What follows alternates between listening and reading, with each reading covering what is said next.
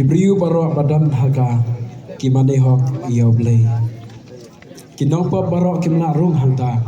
bad ki pop joki lada kidang bad pop kimna rung shisha nang pop babli niom nyep teng the solang bad norwa shamsim uba aspa rapnyo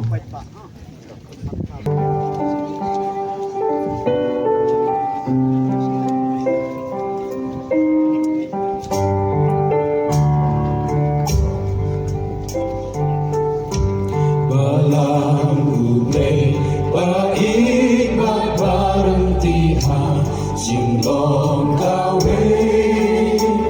Ibril baro, badon hakaki mane, okya ule, urong ule, namar singlong away, akararang kajong ule, kijing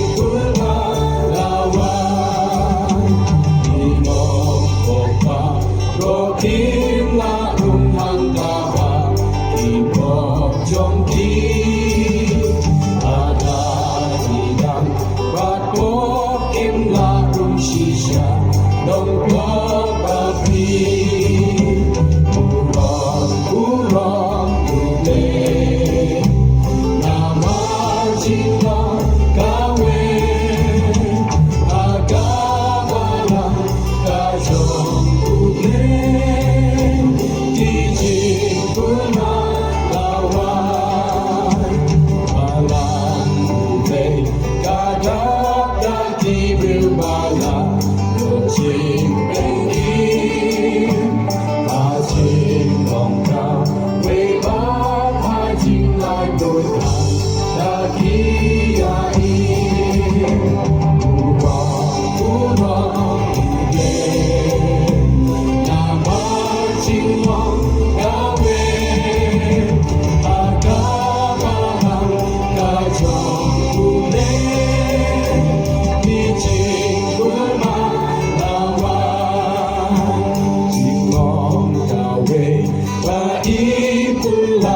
Shaka, Omla Badai, Lomko Kimma, Banshem Panyaga Nama, Galong Nutra, Urong Yuke, Namar Jinglong Kawe, Hagawalang Kajong Ule. Kijing kurma lawan, Ibril kutang daki maniri sana, Jinglong kawe, Marok nyanyi, Lade palapin yaso, Tidak udah